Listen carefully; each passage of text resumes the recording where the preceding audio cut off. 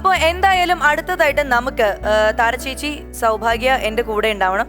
നമുക്ക് ശ്വേതാജിക്ക് ഒരു സർപ്രൈസ് കൊടുത്താൽ എങ്ങനെ ഉണ്ടാവും? അത് പൊളിക്കും. ഫാന്റാസ്റ്റിക് അല്ലേ?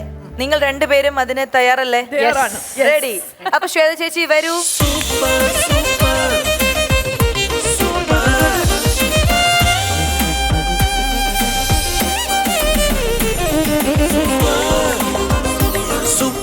ശ്വേതാജി ഇവിടെ എത്തിയിരിക്കുകയാണ്. ഇനി നമുക്ക് ശ്വേതാജി ഇങ്ങനെ കണ്ടാൽ ശരിയാവില്ല. ശ്വേതാജിയുടെ കണ്ണൊന്ന് കെട്ടാം, അപ്പോഴാണ് ആ സർപ്രൈസ് ഗംഭീരമാവുള്ളൂ.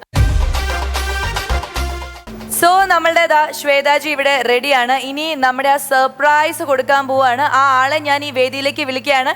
വരൂ വരൂ വരൂ വരൂ.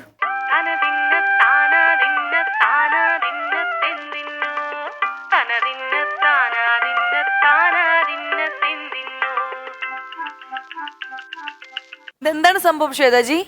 തട്ടിൽ കുട്ടി ദോശയാണോ? ചെമ്പാവ് പുന്നില്ലിൻ ചോറോ, നിന്റെ മുത്താരം മിന്നുന്ന മുല്ലപ്പൂ ചിരിയോ.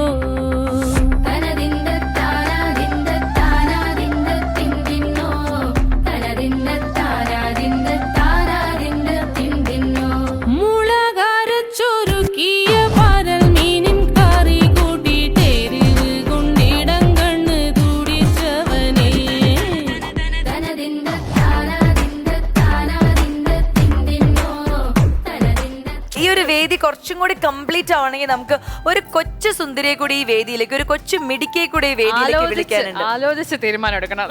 ഞങ്ങൾ നന്നായി ആലോചിച്ച് ആ ഒരു മിടുക്കി കുട്ടിയെ വേദിയിലേക്ക് സ്വാഗതം ചെയ്യാണ്. അത് വേറെ ആരുമല്ല, താരചേച്ചിയുടെ ചക്കരയാണ്, സൗഭാഗ്യയുടെ ചക്കരയാണ്, അമ്മയുടെ ചക്കരയാണ്, ഇനി നമ്മുടെയും കൂടി ചക്കരയാവാൻ പോകുന്ന സുദർശന.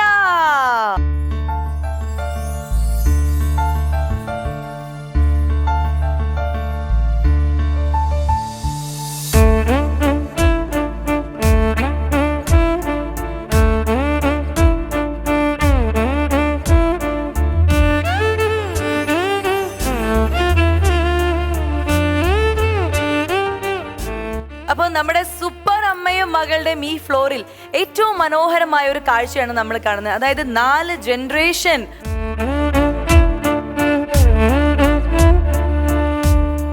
അപ്പോൾ ഈ ഒരു ഫാമിലിക്ക് ഞങ്ങളുടെ എല്ലാവരുടെയും വക ഓൾ ദി വെരി ബെസ്റ്റ്. ഇനി മുത്തശ്ശി ഒരു പാട്ട് നമുക്ക് വേണ്ടി പാടിത്തരണം. അത് കഴിഞ്ഞ് താരചേച്ചിയുടെയും സൗഭാഗ്യയുടെയും ഒരു നല്ല പെർഫോമൻസ് നമുക്ക് കാണാനുണ്ട്. മുത്തശ്ശി ഒരു പാട്ട്.